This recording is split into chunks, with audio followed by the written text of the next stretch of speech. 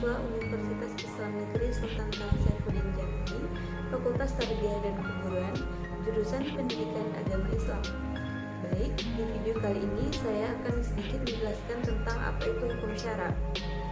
Yang mana video ini adalah untuk memenuhi syarat tugas akhir semester saya dengan mata kuliah Ushul Fikih 1 yang dibimbing oleh dosen saya, Ibu Rina Juliana MPD. Hukum syara terbagi menjadi 4. Yang pertama al-hakim, yang kedua al-hukmu, yang ketiga adalah al-mahkum fi, yang keempat adalah al-mahkum alaih. Pembahasan yang pertama tadi yaitu al-hakim. Al-hakim adalah yang menciptakan atau yang membuat hukum. Dalam hal ini adalah Allah Subhanahu wa Ta'ala. Yang kedua adalah al-hukmu, yaitu hukum adalah tuntutan syar'i atau seruan Allah Subhanahu wa Ta'ala yang berkaitan dengan perbuatan orang mukallaf, baik sifatnya mengandung perintah maupun larangan, adanya pilihan atau adanya sesuatu yang dikaitkan dengan sebab atau yang menghalangi adanya sesuatu. Kemudian al-hukmu itu terbagi menjadi 2. Yang pertama hukum taklifi, yang kedua adalah hukum wada'i.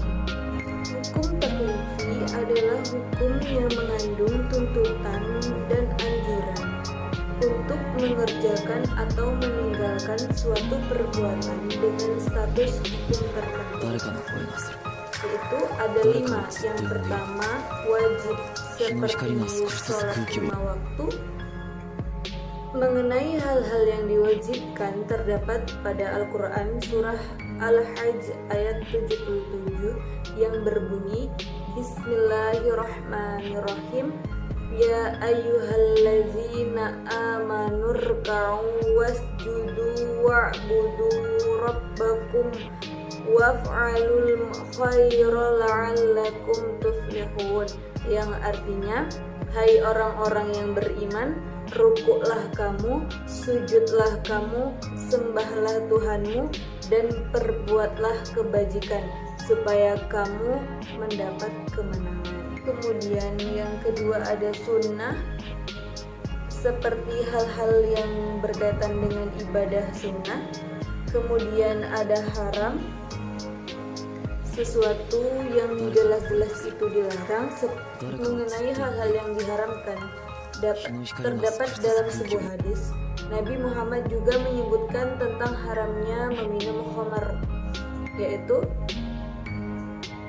kullu muskirin khairum wa kullu khairin haram, yang artinya tiap-tiap yang memabukkan adalah khamar dan semua khamar itu adalah hukumnya haram.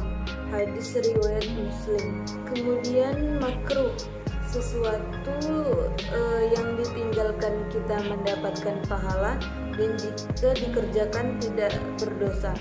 Kemudian yang terakhir yaitu mubah, hal yang boleh kita kerjakan dan boleh kita tinggalkan. Yang kedua ada hukum wada'i, yaitu suatu keadaan yang menyebabkan ada atau tidak adanya hukum taklifi.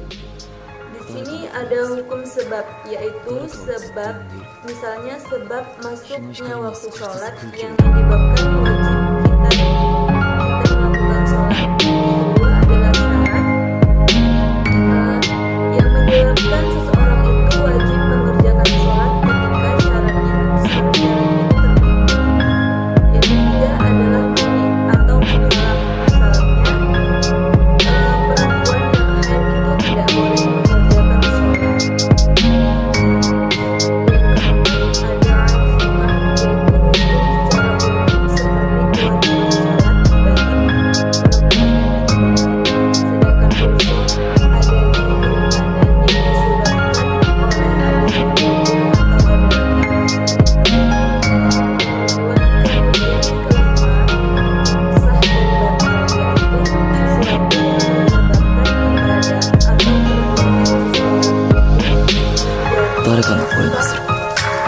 誰かをずっと呼んでいる。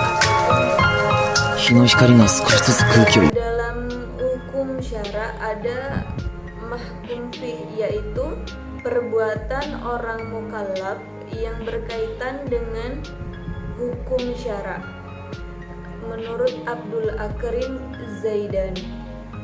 Kemudian yang terakhir ada al-mahkum alaih, yaitu orang mukallaf yang dibebani hukum syara atau disebut dengan subjek hukum.